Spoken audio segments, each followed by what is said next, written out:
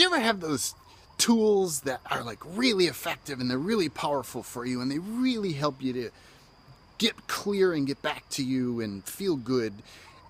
And then over time, they seem to stop working, or they become less effective and less effective and less effective.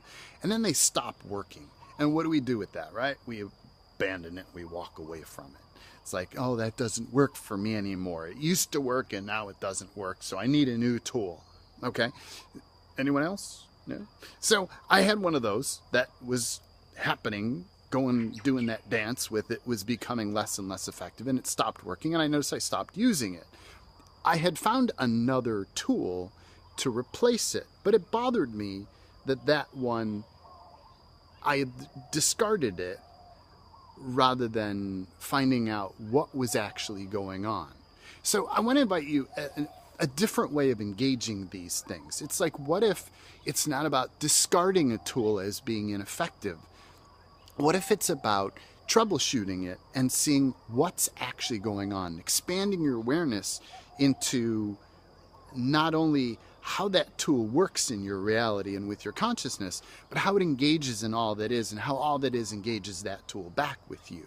It's like when you have things that are effective and potent for you, how much are the forces that are seeking to prevent you from becoming aware, like, really concerned about that? And they want to do things to try to distract you, try to make you believe that it's not working, make you believe you're not being effective, so you abandon those tools. How many tools have you abandoned that used to work great for you and you used to love using, but then something happened, and rather than expanding and figuring out what's actually going on with it, you just set it on the shelf and you walked away, hands up in the air, going, oh, it doesn't work anymore. I need another tool. So solutions. I want to invite you into another way of engaging these things. When you find things that work for you repeatedly over a period of time, then they stop working.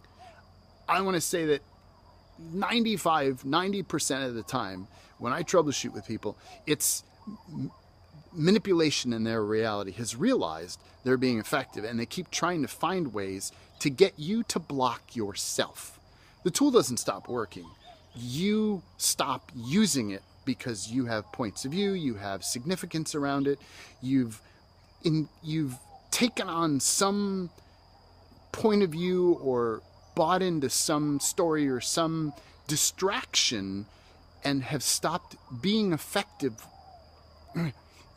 You've distracted yourself. The tool hasn't stopped working.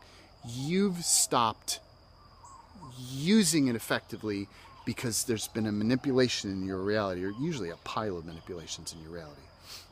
So a couple workarounds, or what do you do with all that? So the first thing that I do is, if I don't catch it right away, and often I don't, like it slips down a couple days or a week or so, and I'm like, that's not working. But it sort of works, but it sort of doesn't, and then it sort of works less, and then it sort of works less, and then it sort of works less. And at some point, you cross the threshold where you're like, it's not working. What I do with it, one is I become aware of, okay, what's going on, and I start asking questions around it. Two, I own that tool. That's my tool. I am going to find a way to get that tool to work back for me again. I'm going to see what's going on here. Three, I also commonly will find a backup tool that does a similar thing. So if my heavier lighter isn't working cleanly in this moment, I have another way of getting it through another channel. And if that doesn't work, I have a backup to that. And if that doesn't work, I have a backup to that. And I have all these backups to the primary. So if they manipulate one, I have the others as backups. So I do that with tools. It's like I have a clearing, and okay, they've started to muck with that. Okay, so I'm going to go to my backup. In the meantime, I'm going to start troubleshooting this. So are there distractions that have been inserted? Have you changed the wording on a tool in such a way that from when it worked for you? It's not about don't modify the words. It's about find something that works and kind of get a really good snapshot of that. And then notice, have I modified that in some way?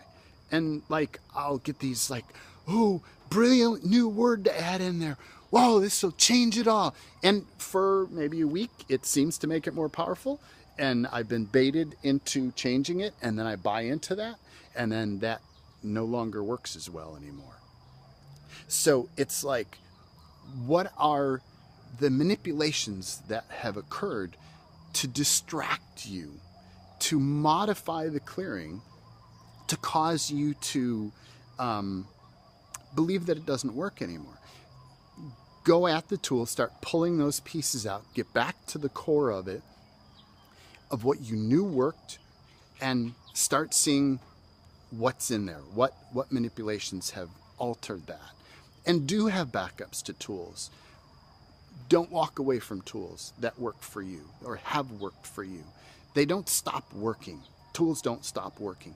Manipulation comes in and redirects you or alters your viewpoint about it to get you to stop using it, hoping that you're going to walk away from this whole silly process of becoming more aware. Like, this is so silly. Just walk away. Just become unconscious like everybody else. Like, that's what they're looking for.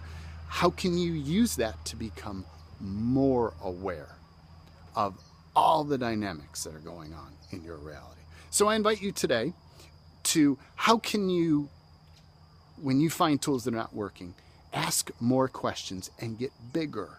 Expand beyond and find out what are the dynamics that are going on and change them and take back that tool. It's your tool.